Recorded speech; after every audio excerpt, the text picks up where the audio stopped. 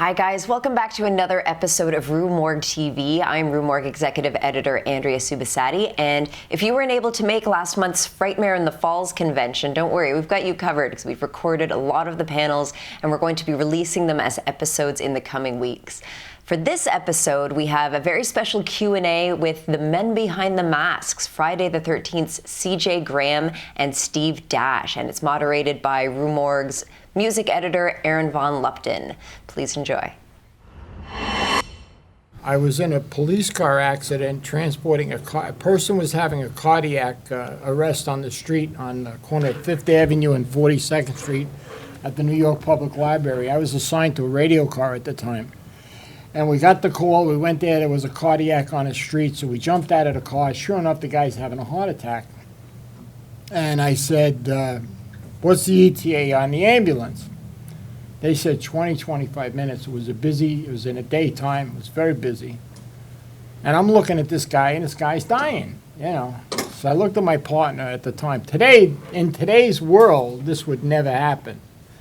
Back then, and I'm going back to 1965, 64, 1975, 74. I said, let's throw him in a radio car, we'll take him to the hospital. We won't wait for the ambulance. So we put him in the car, put him in the back seat. I got in the back seat, my partner starts driving, and we drive into Bellevue Hospital, lights and sirens blaring, you know. And unbeknownst to us, there's the kids, 3 kids in a car. They're in a car. They got their music blaring in their car, and they're shooting down 47th Street. We're going on 1st Avenue. They're coming across 47th Street. We had lights and sirens on. They blew the red light, and they missed the lights and siren. They broadsided the car. We spun over 3 times. I was trapped in the radio car. We had what they call a prisoner control car. It had a cage in the back. And I was trapped in the back of the car, and a truck driver, the car started to go on fire. The truck driver he came out with a fire extinguisher to put the fire out, and he got me out of the car. The guy died, by the way. The guy died. But as a result of that accident, I developed a mild form of amnesia, and I was in the hospital for about a year, almost a year. So the police department psychoed me out. Prior to that, I had been in the theater district, and I met a lot of people in advertising and stuff like that, and they said, if you ever don't want to do some acting or advertising, you know, come to us. But I was a cop.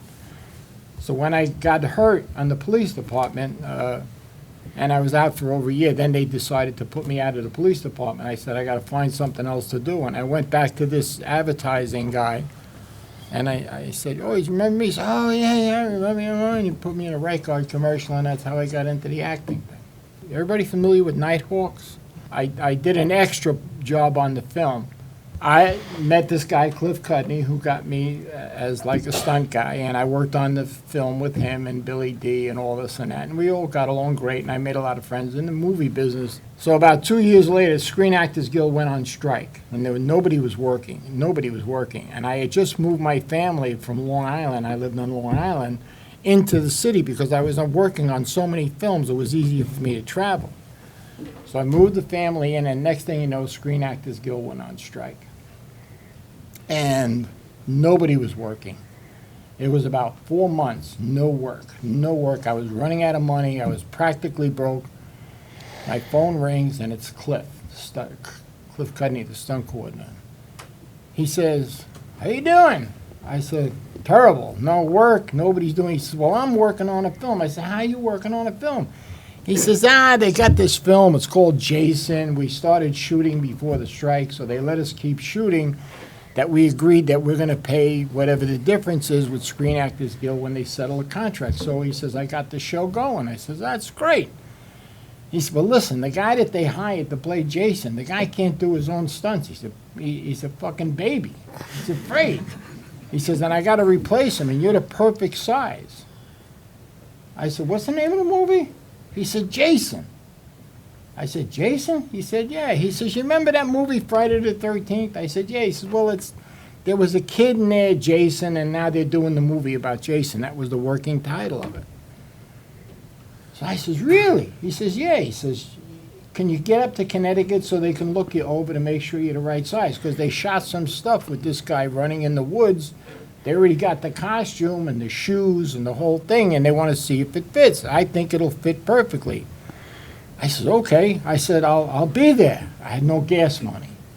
So I borrowed $50 from my brother-in-law. He gave me gas money, and I drove all the way up to Connecticut. I walk in, and I get there, and Cliff says, come on, we'll go to see the director. So we walk in, Steve Miner and Dennis Murphy. Steve Miner was the director, Dennis Murphy was the producer. We're sitting at a table like this, and I walk in over here, and they look up and they say, hey, how you doing? I said, good. He said, what do you think? So Steve says, hey, he looks pretty good. He says, Cliff, I think so. He says, yeah. He says, yeah, okay. Take him over to wardrobe, see if the outfit fits. He says, okay. So we go to the wardrobe. I put the coveralls on. I can't get the shoes on. I said, the shoes don't fit. He says, the shoes have to fit. Because we already shot stuff with the shoes. If the shoes don't fit, they're not going to give you the job because you got to wear the shoes. I says, are you serious? He said, yes. So I squeezed my feet into the shoes. I got them to work. I had 4 kids. I had to feed my kids and shit.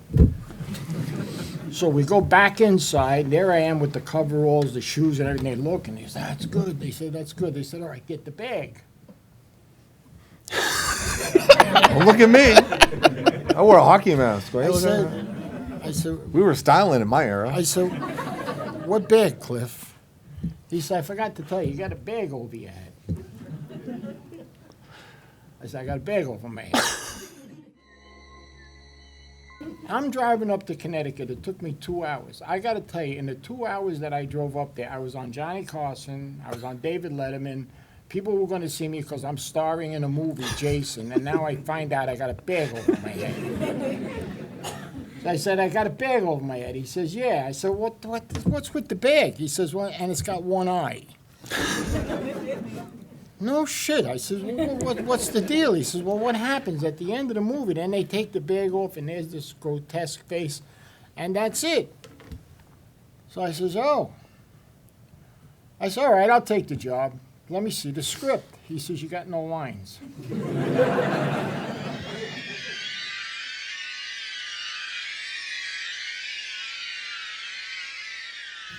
The fuck? I got a lead role in the film. I got a bag over my head. I only got one eye. I got no fucking lines. I was an actor prior to being a stuntman. I had done a lot of plays and stuff like that. And once I put the bag over my head, for some reason or another, I felt like I had to lope, not run, not walk, but lope. And I knew that, at some point there was going to be a confrontation between Amy and I in this lair, because I read the script. And, how is he going to react, I thought, and I thought the tilting of the head and that kind of stuff. But I really, when I got in that thing, I felt a little evil. I did. I felt a little evil, and it was kind of easy for me to do it, and it was fun. It was a lot of fun.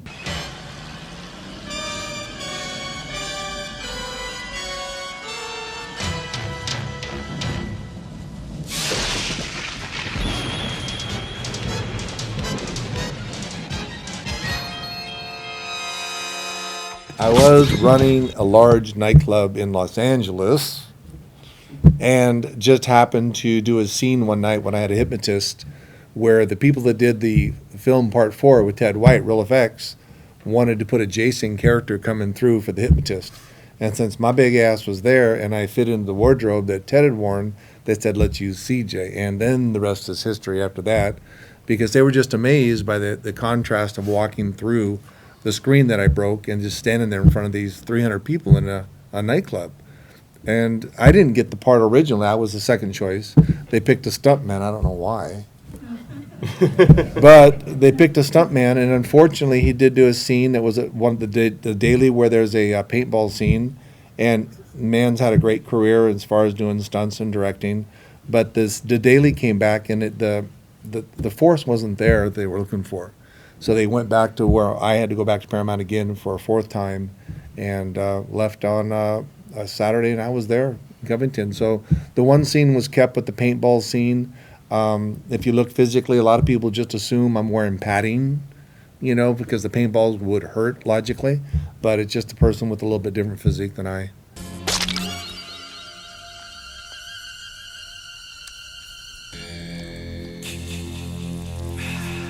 When I took part 6 on, I had the opportunity to look upon the past. And I just happened at this time to be, even today, in the middle of the series, if you look at it. And Steve and I work together quite a bit doing conventions, so we hear each other's stories, and every time you learn something new, like about Steve or myself. But I always tell people, for those of you who've been around, I got to be fortunate to be part 6. I got to do the James Bond 07 opening with the slash. It's cool. Alice Cooper doing the music, cool. Frankenstein come back to life, something cool that we all can relate to. I got to wear a Batman utility belt. That's the way I look at it. So, I was in the middle of a series, and there was no nudity in part 6. There's a couple 4-letter words, and that's it. Otherwise, it really was straightforward. And if you really take a look at the evolution, I think it's fair to say probably part 6 is where you can really define that the character, quote unquote, which used to be principals in the movie, all the actors and actresses, where Jason became the principal of everybody. The movie is built around the Jason character. Part 4 of similarities, when we look at Ted White. Part 5, we kind of maybe lost our way. But when you see part 6, you come to see Friday the 13th, are you really coming to see any specific counselor, or are you coming to see Jason?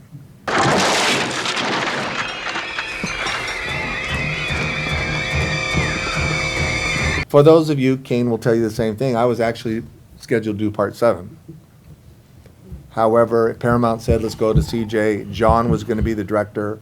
Kane is a big horror fan going back years and years. That's just Kane. He really, blood, sweat, and tears. Kane went to John. John had to go to Paramount to say, I'd like to use my guy I'd worked with before, and they had to make that change. So Kane did get part 7. He went on to do 7, 8, 9, 10. The idea came up with the Freddy, and there was an interest of reverting back to old school, I'll say. And, for those of you who don't know, and Steve knows me well, for the last 20, 25 years, I've been executive management in casino resorts. So being general manager of casino resorts and chief operating officers, it did not make logical sense to leave a very well job running that casino right over there to go do an 8-week shoot for good money, but change at the end of the day, because I have a long-term career and a job. So it just wasn't in the cards at the time. So deferring back to what you said, even today, now that I'm retired from running casinos, if I saw a script that was reasonable and I felt I could perform and deliver a product better than the part 6 product, I'd entertain it. I'm not going to Mars, just so you know. And if it's going to make my part 6 performance look less of, then I wouldn't be interested. But long story short, it's interesting when you see how it went full circle. But yeah, there were some opportunities.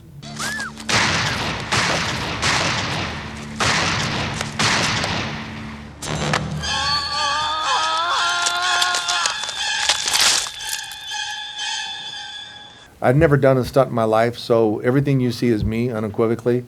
I have the utmost respect for stunt people, but I was fortunate. I backed up into jail, lit myself on fire, 20 feet underwater, breathing off regulators, going through doors, shotgun jerkbacks.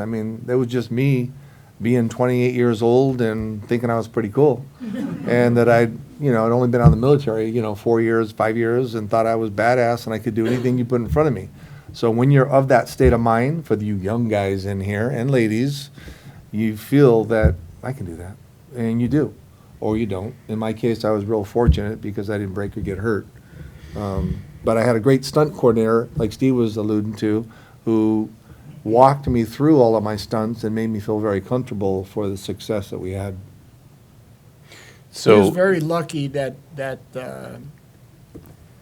the guy worked with him, the coordinator, because normally coordinators will not work with you if you're not a stunt guy. But they had a lot of confidence that he could do it. So, and he listened, just like John Fury did with some of the instances. I don't want to get away from CJ's story, but John Fury did a lot of the fight scenes, and he was very apt at it. He was great at it, and we let him use him, and that's the way they did it with him. They felt he was competent, so they went with him, you know. Yeah, I mean, at the end of the day, never claim to fame has been a stunt person.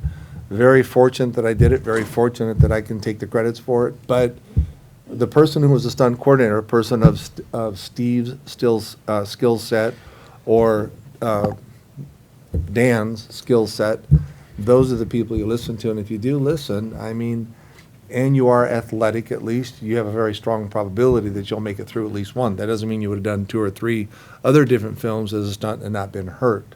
But I was fortunate to walk away and, a few bumps and bruises like anybody else. Just another day at the office at the nightclub when a fight happens. We had a scene in Jason's lair where Amy comes with the machete and tries to kill me.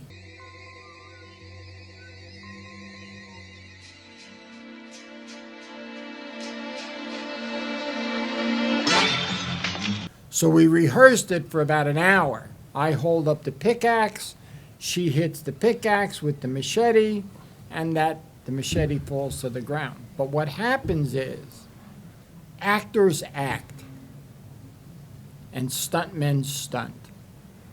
I happen to be fortunate enough to be able to act and do stunts at the same time, so I can draw the difference between the two when I have to in a film. But actors that don't do stunts have a tendency to always go back to the acting. So when she came down with the machete, she really tried to fucking kill me. And she went around the fucking pickaxe and came down and right on my finger. In fact, after she hit me, I grabbed my hand, and in my mind I said, I just lost my hand, I think. And I had all this fake blood all over me. And I was holding my hand, and they had turned up the lights, and we were looking all over for the floor for my fingers. And then when I let it go, finally, my finger was hanging off, and I had to go get 13 stitches in this finger. Yes, I did get hurt, but Finger is working good now. Show them the finger. Yeah, apparently it works. You get a close-up on the finger, please? How'd Show you 'em like the me to finger. show you this? Yeah. Could you stand up in the back there with that machete? That's my favorite kill in the movie.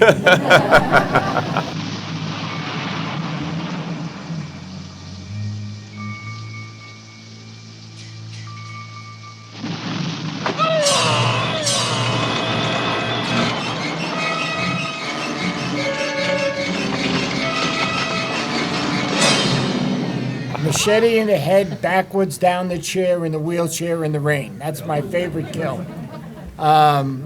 Great job, by the way. Really good. I got to tell you, when I did part 2, who knew? Who knew there was going to be this kind of a fandom and series? And after all these years, if I had known then what I know now, I would have did part 3 for free. I would have did part 4 and 5, and nobody would. And I wouldn't have a job. And I'm serious. I'm very serious. They think I'm kidding around when I say it, but it's true. If I would have done the others, they wouldn't have had a job. But I didn't know what it was going to develop into. But I got to tell you why it developed into the way it developed. It had nothing to do with the Jasons.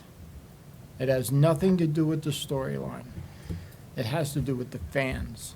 The fans is what kept this thing going and going and going all these years. You people, look at this room. I mean, come on. After 39 years and you still want to see us? It's crazy. But, I mean, you think about it. Let me tap on that.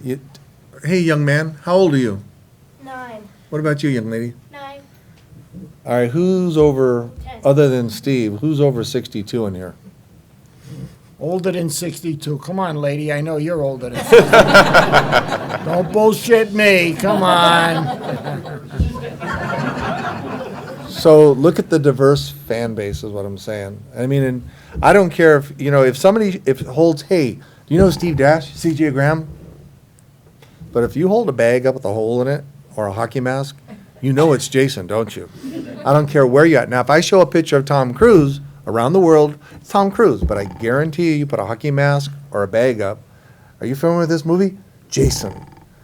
Think about what I just said. I mean, that's an iconic image that's worldwide. you know, so it's nice. I mean, and it is the fan base that's continued to do And it. fortunately for us, fortunately for the fans, because it's supposed to be a fan movie, CJ and I start filming in November on Friday the 13th, Vengeance.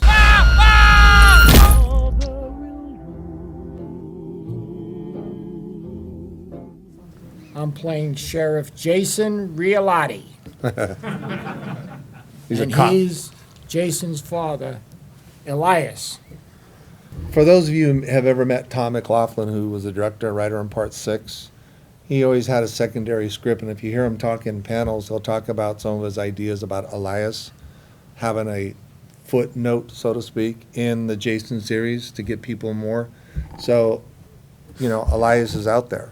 And how does that character blend with Jason? Now, Vengeance does have a Jason, though, just so you know. There is a gentleman my size, not his size, Yeah, my size playing Jason. yeah, there's a But- guy playing Jason. Right. He's But a then, piece of shit, though. Don't worry. you know, Steve loves everybody, just so you know. I want to let you know, it's a group hug, all right? His name is Jason, too. Yeah, his name is Jason. So, I mean, there is a true hockey mask person in it, but Elias Voorhees, his father, is going to be the sick twist to see how his son became who he was, not just the fact that, you know, Pamela, mom, was in it. So now it's, you know, father knows best. This is a fan film. It's a little different, and all the proceeds that come from the film, everything, every penny that comes from the film, including CJ, you don't mind me saying, CJ's salary and my salary are going to Shriners Children's Hospital. Children's Hospital. It is hard to say fast. The burn unit. So if you go on Facebook, if anybody's on Facebook, there's a Kickstarter to donate to the film, and that money is going to go to Shriners Children's Burn Unit if you want to participate.